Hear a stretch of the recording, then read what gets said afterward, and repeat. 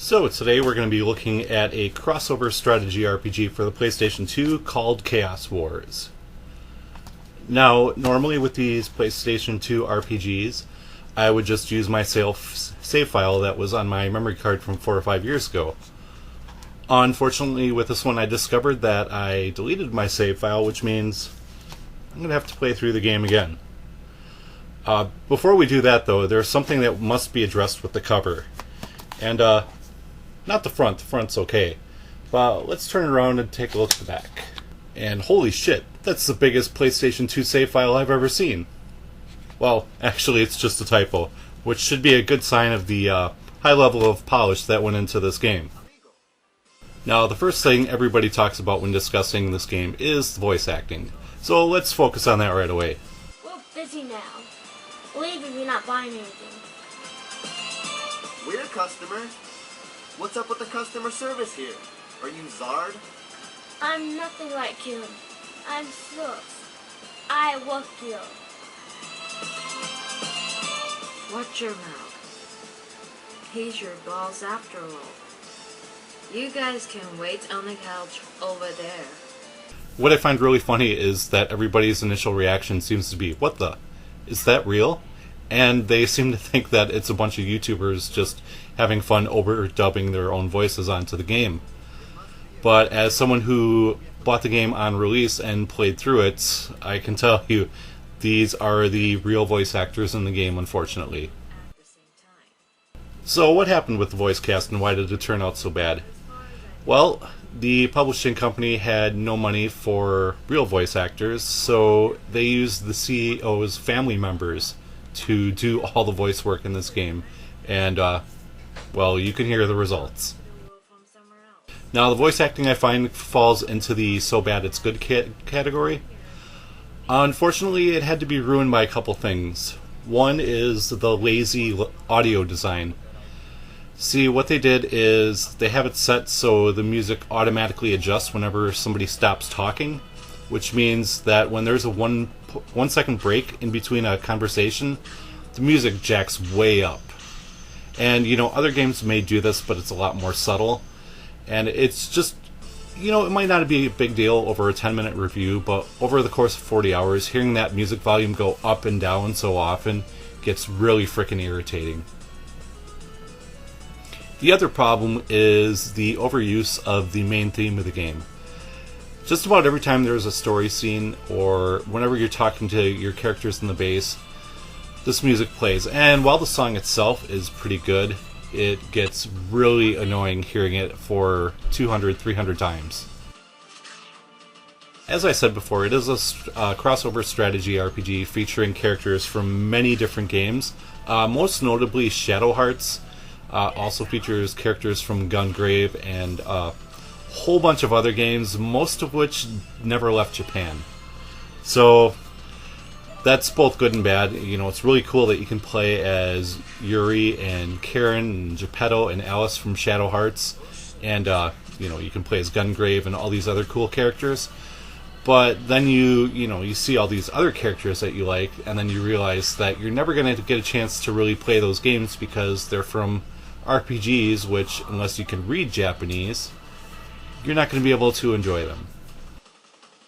The character designs in this are okay. I'm alright with the chibi look in this game. One thing I don't like, though, is the original characters created for this game.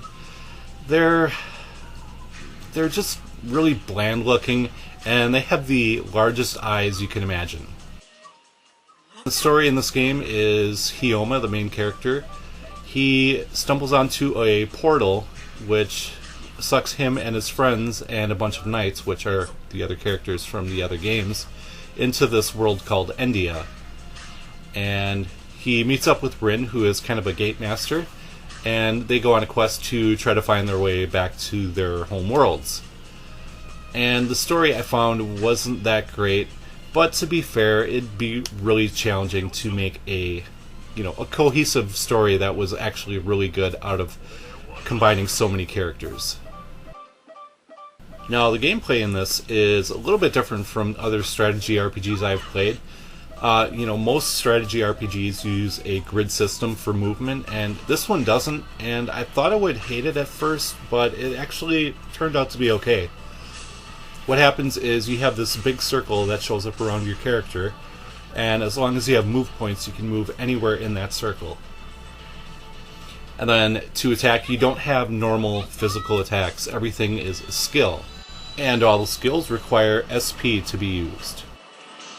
You'll also notice something called Realize, which is this game's kind of, Limit Break or Super Saiyan mode. You do need one Realize point to get into Realize mode, which will increase your stats. And then what the manual fails to tell you is you'll need another Realize point to actually complete your special Realize attack. And the game does miss, or the manual I should say, does miss a few details in it. And I think that's more of a localization issue than anything else. Now, one thing I really did not like about this game is the leveling system.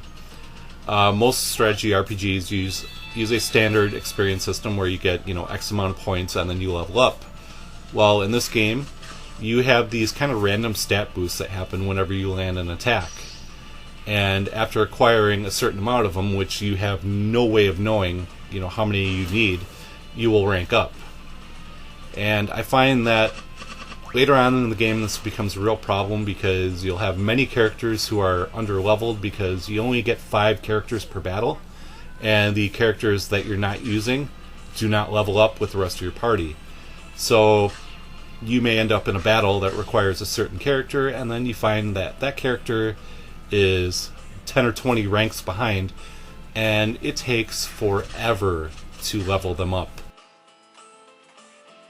With the exception of the legendarily bad voice acting, this game is pretty average overall. Nothing really special about it. Nothing too bad about it, but it's just not that fun to play. Luckily, if you do want to play it, you can get brand new copies for about $15 to $20. So that'll do it for my review of Chaos Wars. I want to thank you guys very much for watching, and stay bossy.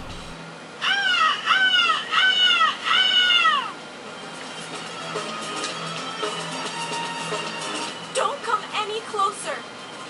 Those monsters aren't in the record. Are they summoned from another dimension? It's too late to find out anyway. That's the end of them. Hi, Gate Master. Long time no see. You? What are you doing here? I'm Yoichi of the Ruin. I know you well, Gate Master. I can't tell you why I'm here. Let's just say I was looking for someone to play with. You guys didn't do this, did you? How did you open the gate? It's easy to ask, but you should figure it out on your own this time. You thought you were the only one who could open the Samon Gate? There should be only one Gate Master. Oops! I have to go now. My boss will be angry. I have an errand to run, so I guess I'll see you later. Or not. Wait!